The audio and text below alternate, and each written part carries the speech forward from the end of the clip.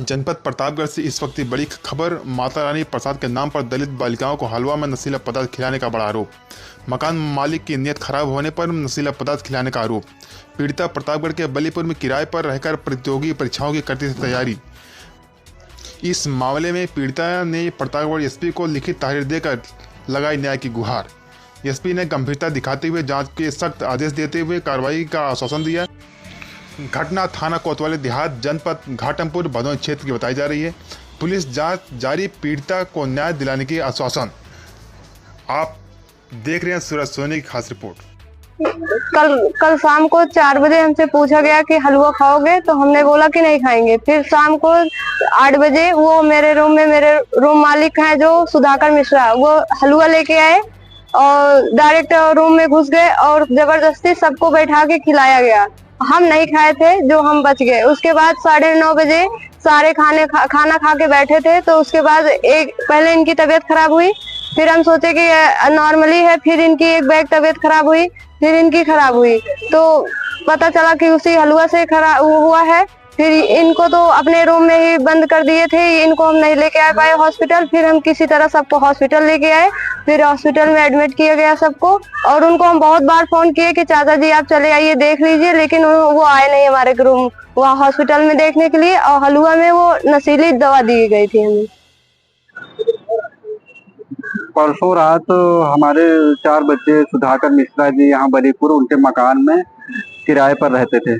SSC की तैयारी कर रही थी चारों बच्चियां, और परसों की रात उन्होंने हलवे को प्रसाद के रूप में देकर बच्चों को खिलाया, और ये खा भी नहीं रहे थे तो बैठा कर खिलाए कि प्रसाद रखना नहीं चाहिए, खा लेना चाहिए। और बच्चों को खाने के बाद ये एक बच्ची ये थोड़ा सा खाई, बाकी सबने खा लिया था पूरा। और उसके बाद 1 घंटे के बाद उनकी तबीयत खराब हो गई अचानक। तो ये बच्ची थोड़ा होश में थी, जो फोन की घर पर गार्डियन के घर। तो ये हमारे भाई साहब, अशोक भाई साहब पहले आए, सबसे पहले ये और इनकी पत्नी, और बच्चों को ले जाकर एडमिट कराया। और जिला अस्पताल में इमरजेंसी में एडमिट कराया। वो उनके हाथ पैर काम नहीं कर रहे थे, वो बदहवास थी, बोल नहीं पा रही थी। तो उनका ट्रीटमेंट वहां पर शुरू हुआ। उसके बाद जो है सुधाकर मिश्रा जी को फोन लगाया अशोक भाई साहब, वो ना देखने आए। परसों से कल पूरा दिन तक देखने नहीं आए बच्चों को, कि बच्चों को हुआ क्या है। उन्हें कम से कम पहुंचना चाहिए मौके पर कि हमारे घर बच्चे किराए पर रह रहे थे, उनके साथ ऐसा हुआ है तो क्यों हुआ। तो हाल चाल भी जानने नहीं आए। अब हमें चाहते हैं, और परसों से कोई कार्रवाई नहीं हुई।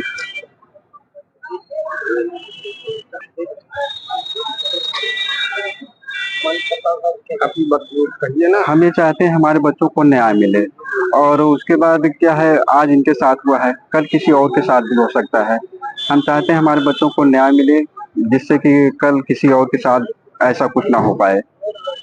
बच्चे अगर पढ़ने के लिए गार्जियन बहुत दिक्कत से ही छोड़ते हैं बाहर पढ़ने के लिए बच्चियों को, तो ऐसा होगा तो कैसे हम लोग जी पाएंगे। हम चाहते हैं हमारे बच्चों को न्याय मिले, और इसके साथ भविष्य में भी किसी के साथ ऐसा ना हो। उसके लिए हम चाहते हैं कड़ी से कड़ी कार्रवाई की जाए। सुधाकर मिश्रा जी और इनकी तरह जो कोई और भी काम करे, कम से कम